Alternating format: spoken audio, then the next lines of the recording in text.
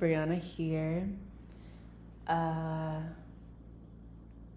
by here I mean Portland, Maine. I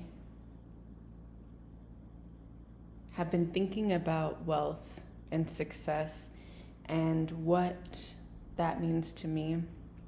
And for a minute, it's been my dream to be able to go to the grocery store and buy what I want for that week or 2 weeks, however long, and not be afraid that my card was going to be declined, and not like count every cent. And I went to the co-op here in Portland and I was able to do that. And I can remember when I lived in Los Angeles and I was beginning my journey to financial liberation. I was watching Stacey Flowers videos and their diligence around their weekly budget for groceries. And I remember I was trying to spend $60 a week for my family of 2 in Los Angeles and feed us both. And I think that primarily landed as breakfast and dinner and probably lunches for me. That's where the money was allocated to, and it was hard. And I think over a lifetime, I've been thinking deeply about how to feed myself. I'm autistic, and I also have lived with body dysmorphia and an eating disorder or disordered eating for a majority of my life. And so getting enough food, my relationship to food, and enjoying the food going into my body has been a lifelong process, as well as being raised a vegetarian. And I was kind of like a cheese pizza vegetarian, like a Taco Bell vegetarian, like somebody ordered a pepperoni pizza but we took off the pepperonis type of vegetarian, a eat a whole bag of Cool Ranch Doritos type vegetarian. I could do this for a long time. So it has been a recent special project to learn about protein and learn about eating and feeling satiated. I also have been lifting weights over the last year and a half. And in conversation around going to the gym, being a runner, and also lifting weights, folks are like, what's your protein intake? And so I keep trying to figure out how the fuck I get enough protein into my body. So today I'm going to share my grocery haul, and I am feeling proud of it, and it's also incredibly beautiful. Shout out to Portland, Maine and the Portland, Maine Co-op for beautiful products and foods. So I'm gonna start with protein. I got some of these cans. This one is kimchi sesame navy beans, but they're on sale. And it says you can just heat and serve them. Each can has 3.5 servings and 8 grams of protein per serving. So I like that ratio.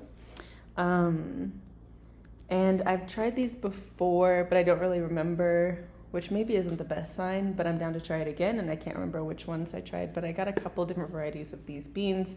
Shout out to beans.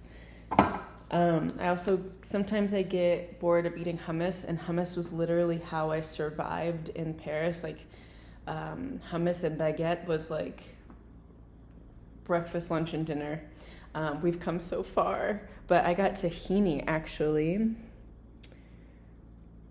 From Middle East Coast tahini dip. It says, made for you by Shovel and Spoon, a small farm kitchen with a big love for sharing good food with others.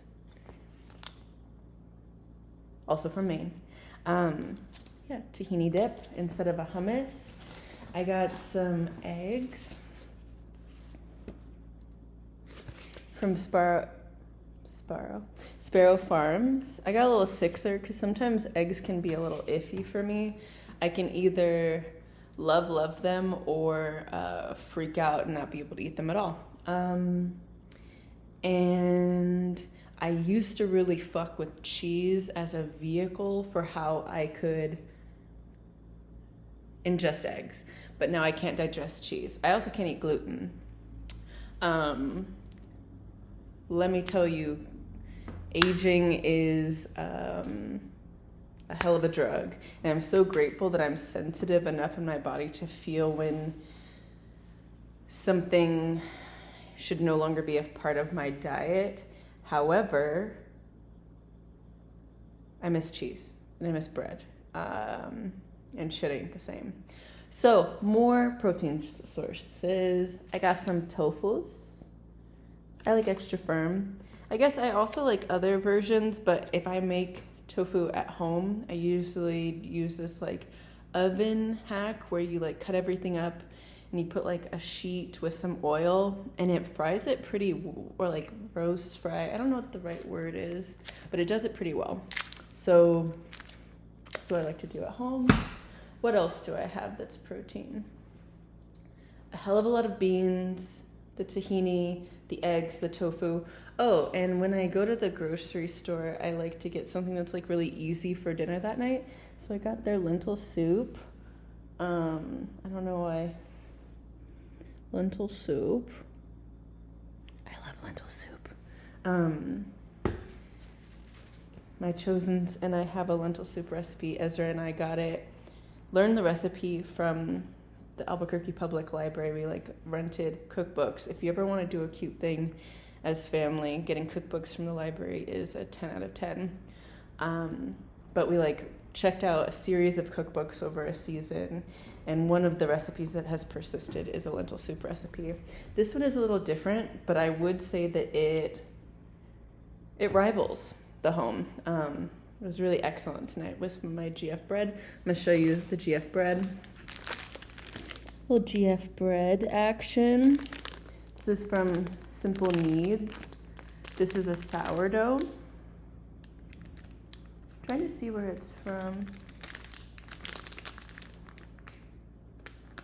But I would share that this is a strong crumb. I would rate this bread on the GF scale. I would give it maybe a 9.25 out of 10. Yeah, I would give it a 9.25 out of 10 on the GF scale, and on the bread scale, I would give it like a 7.9. It's a strong crumb. I'm trying to think what else I want to show you. I'm particularly excited by these greens that are from Maine.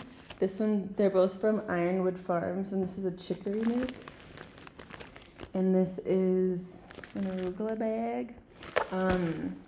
I've been traveling a lot recently. I'm on the road. I've been on the road for 13 days, maybe 12 or 13 days. And so I've been really trying to balance like my spoons because like packing up the car, driving days, some of my driving days have been like 10 hours. One was 14 hours, 16 hours, I can't remember. Today I drove 3 hours from Providence to Portland. So yeah, like balancing the spoons between like loading and unloading the car, getting the home or wherever I'm resting set up for the evening or the duration of my stay, and making sure that my body has the nutrients that it needs to survive. I don't remember what variety of apples these are, but they were locally grown in Maine. And do you know this apple trick? Like it's supposed to make that sound? I didn't know that. One of my past friends taught me that, and I was like, oh, because there is nothing worse than a mealy apple. Nothing worse. I thought this was pretty, so I got it. And sometimes in the morning I like to have cabbage 2 ways.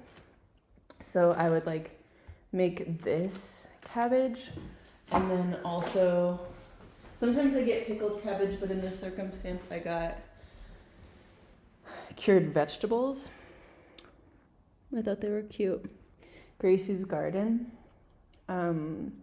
This is also from Standish, Maine.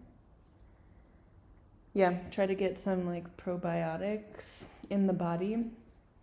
I also, even though I haven't been able to eat cheese, I've still been using butter, and we're gonna see how that goes. But I got this butter that I think is also from Maine, and I find it to, it's such a luxury to be able to purchase things locally because it's so expensive.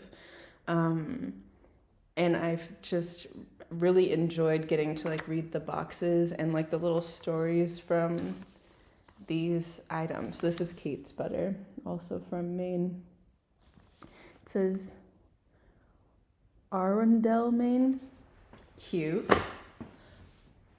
What else do I want to show you? Some cute pepperage. Look at these peppers. There's some cute peppers. On this trip, I really tried to make sure that the thingies that it's a little late here. The thingies that I got, my groceries, that they were majority locally procured.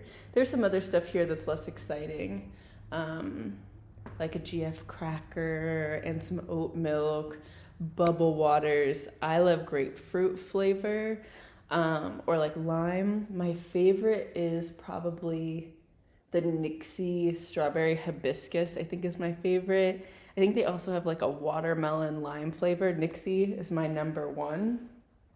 But I did want to show y'all the local snacks that I got.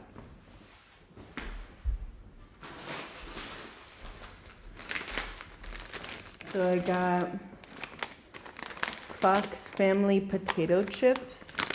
Potato chips that taste the way Mother Nature intended, prepared by hand to ensure the very best quality. Salt and pepper. It says real Maine. Blaine, Maine. The little foxy guys on the package.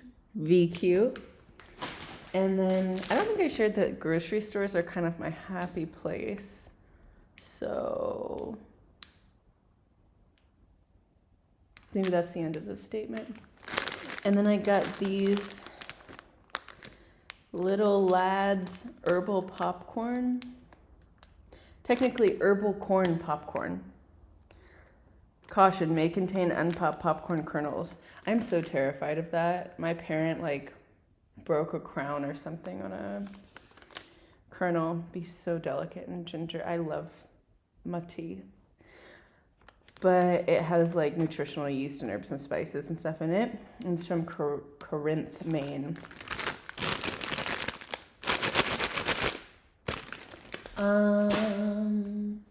Yeah, got some Builder bars. I like chocolate peanut butter flavor. Yeah, I enjoy that as a start the day, or I'm going for a run and I need something quick. And then I also got some seaweed snacks. I got sesame flavor, and I haven't had that one before, so I'm being quite adventurous. One of my collaborators, Devin, from Wild in the Streets, shout out to Wild in the Streets, on pause until February 2025. At the day-long retreat that we did in Llano, New Mexico in August, they gave me 3 packages of seaweed snacks, and I ate the first one. I was like, I don't know, and then I went to the co-op in Santa Fe and got a huge thing of them, and I've eaten 2 seaweed snacks every day since then. Yeah, I guess I feel really grateful to be able to try these things and do my best to eat them all and enjoy them all, and then also bring whatever I can't consume to my friends, my beloveds, the comrades that I meet along the way. And I think as I consume things, and especially as like a recovering vegetarian, as someone who has eaten like a fair amount of packaged foods in my lifetime, I'm constantly thinking about like, and not even I'm constantly thinking, I often feel shame and guilt around the packaging of these items. And how do I move closer towards the alignment that I feel and want as a human, to like have less waste, but then also live nomadically and to exist within this like capitalist system where it's really challenging to have access to everything without packaging. And I very much so grew up on Morningstar Farms and like, you know, like tofu packages, and I guess everything kind of has a package, but I just felt really connected to the way vegetarianism and veganism is like so packaged and like so prepared. There's like so many steps between the process of something becoming food and my body. And so, yeah, I just feel so much gratitude for the opportunity to like go into a grocery store and like offer my card and feel like 1% less fear, because I've been in the circumstance before where I like have my little basket and I'm like physically hungry and my card doesn't work and I have to just like leave my bag there, or like leave the basket, like leave the grocery store without food. And